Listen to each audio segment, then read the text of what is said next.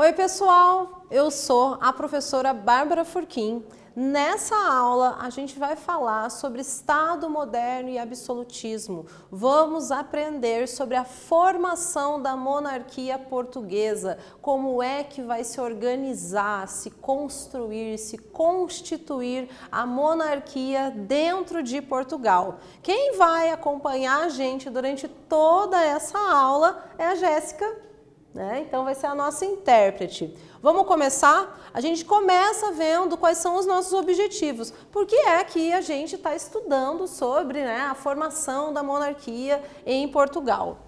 Bom, o primeiro objetivo é identificar os métodos e estratégias empreendidas pelos reis para centralizar o poder nas suas mãos. Bom, a gente vai ver que nem sempre os reis foram a figura, tiveram essa figura de tanto poder dentro do continente europeu. E um outro objetivo que a gente tem é apresentar a formação da monarquia nacional de Portugal. Vamos lá? Bom, quero saber o seguinte, você recorda como foi a formação da monarquia espanhola? Como é que ocorreu?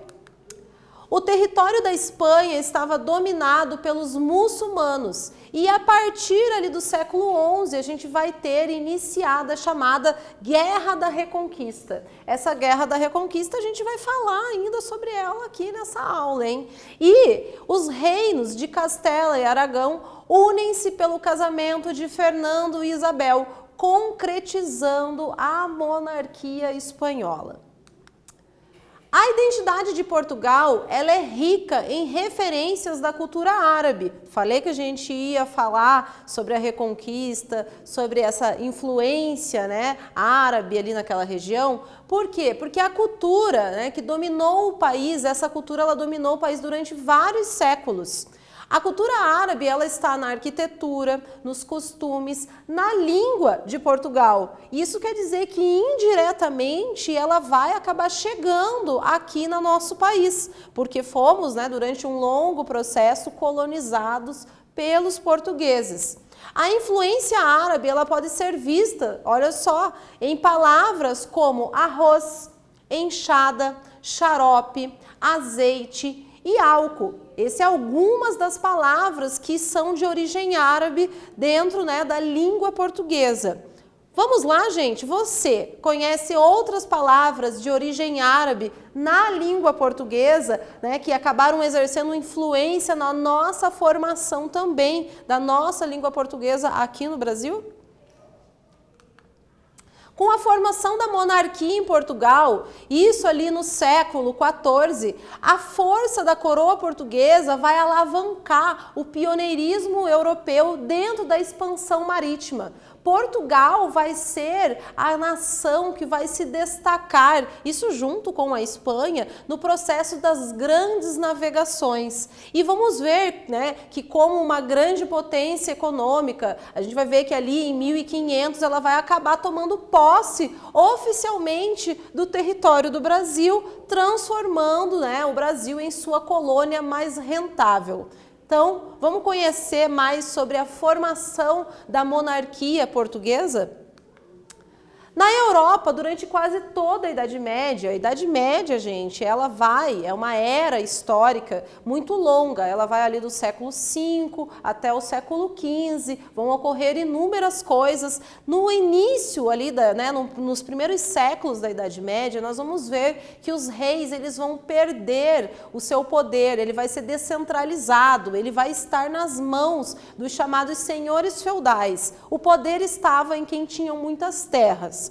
Mas isso, com o passar dos séculos, vai acabar sendo transformado.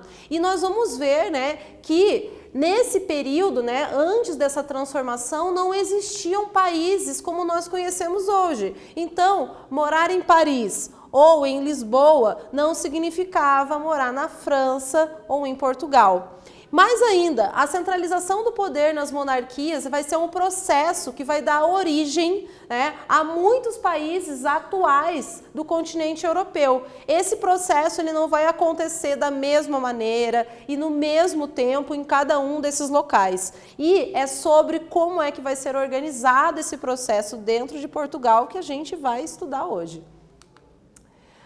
Bom, quem é que vai fortalecer esse poder real? Nós vamos ver que vai ter uma classe social que vai ser bastante importante para fortalecer esse poder real. São os burgueses. Esses burgueses são comerciantes. Nesse processo de construção da burguesia, que vai acabar alcançando um domínio quase que total da economia mundial, nós vamos ver que aqui esses burgueses ainda pagavam altos impostos e não tinham uma representatividade.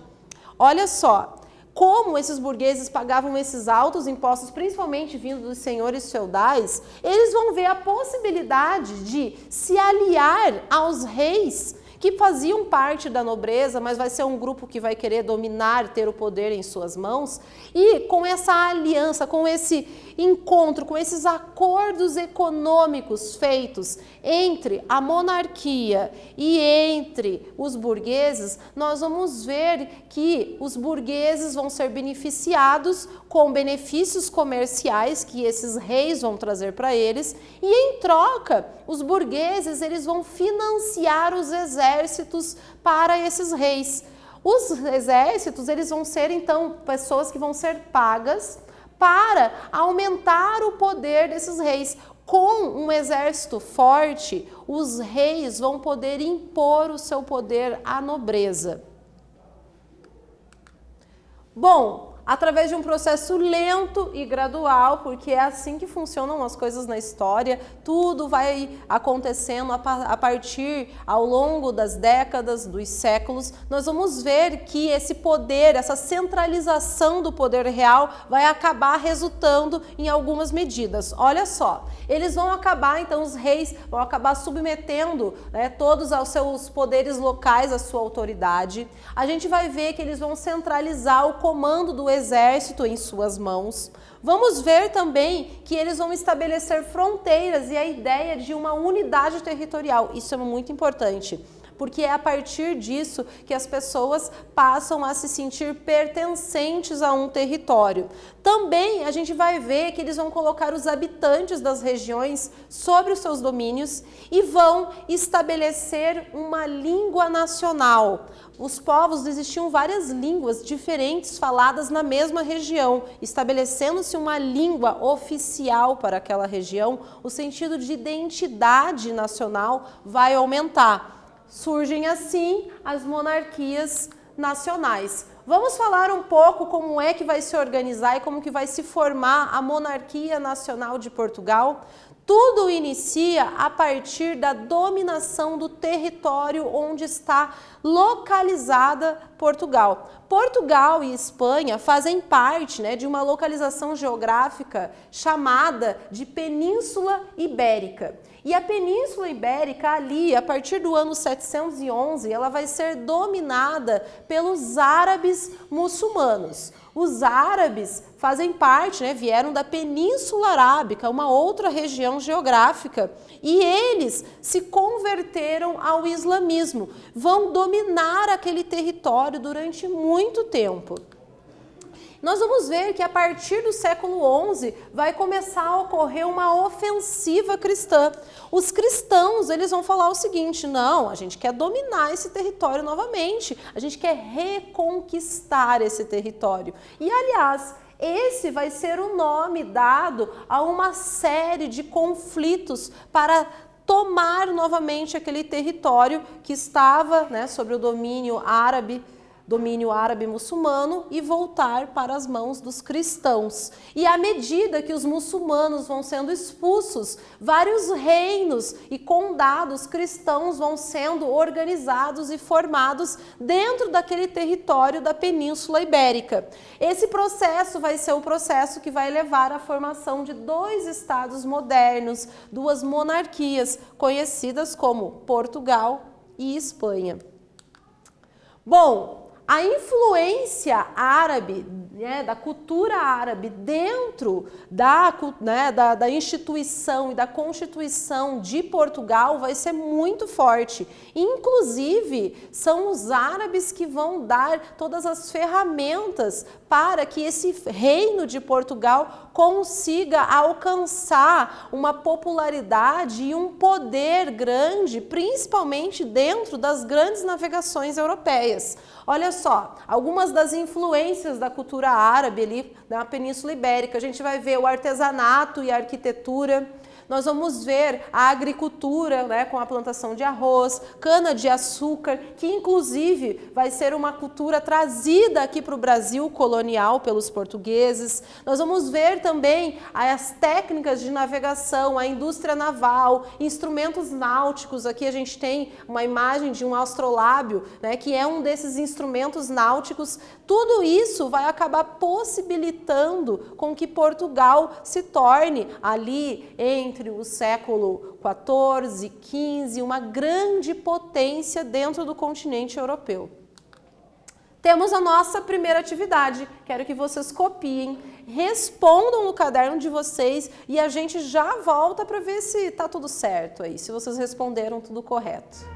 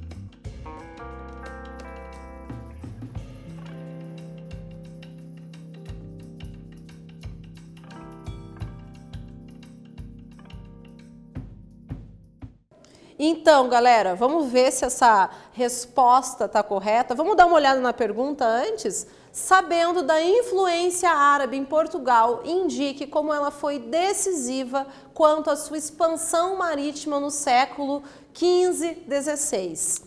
Bom, através do contato com a cultura árabe, os portugueses adquiriram técnicas de navegação, bem como tecnologias que possibilitaram sua expansão marítima.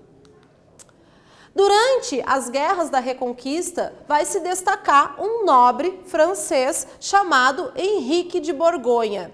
Como recompensa, né, por esse destaque de Henrique de Borgonha, ele vai acabar ganhando do rei Afonso, né, VI, dali de Leão e Castela, que vão ser reinos que inclusive vão acabar formando a monarquia espanhola. A gente vai ver que esse rei Afonso, ele vai conceder a Henrique de Borgonha o chamado Condado Portucalense. E é através dessa terra concedida, porque Henrique trouxe benefícios na Guerra da Reconquista, que nós vamos ver que o filho de Henrique, chamado Afonso Henriques, no ano de 1142, vai acabar proclamando-se como rei de Portugal. Ele vai pegar aquele condado e vai acabar transformando aquele condado em um reino. Nós vamos ver que Afonso Henriques vai acabar rompendo os seus laços com Leão e Castela. E é a partir desse momento que tenta se criar, então, um Estado independente. Temos nossa atividade. Quero que vocês copiem e respondam no caderno de vocês. A gente já vai voltar daqui a alguns minutos e ver se as respostas estão corretas.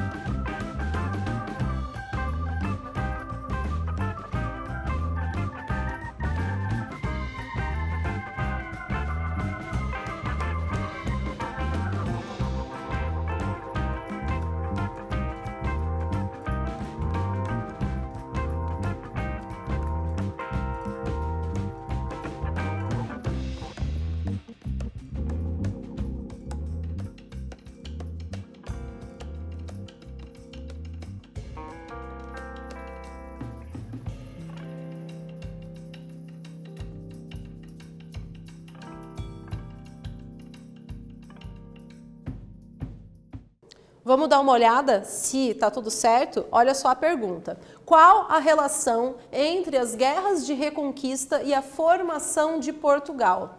E a resposta é que foi através das guerras de reconquista, um conflito travado entre os cristãos que pretendiam retomar a Península Ibérica e árabes muçulmanos que Portugal passa às mãos de Henrique de Borgonha, onde o filho dele vai acabar formando a monarquia de Portugal.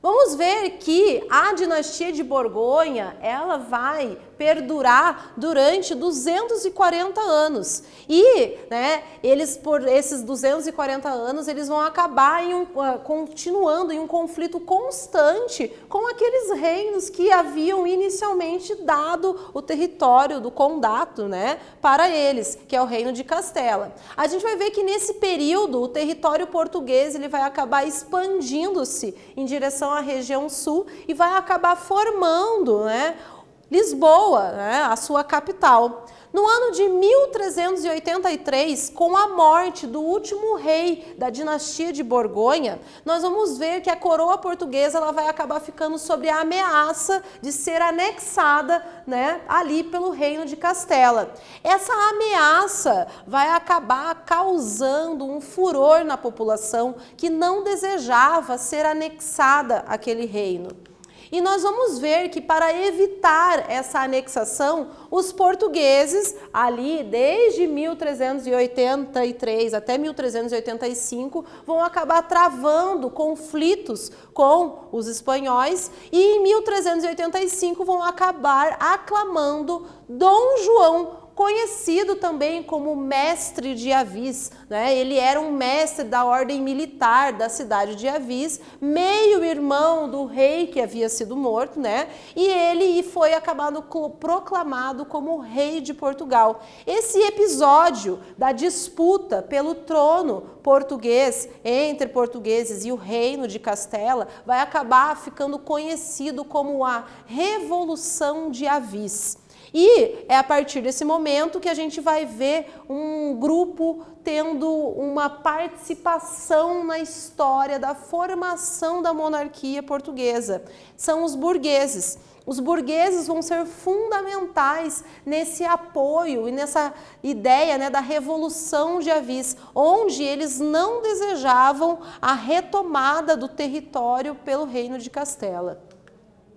Temos nossa última atividade. Aqui a gente tem uma imagem da batalha, né, de Alas de Barrota, que vai acontecer em 1385, que mostra esse conflito entre o Reino de Castela e ali, né, o território dos portugueses, onde eles queriam manter a dinastia, né?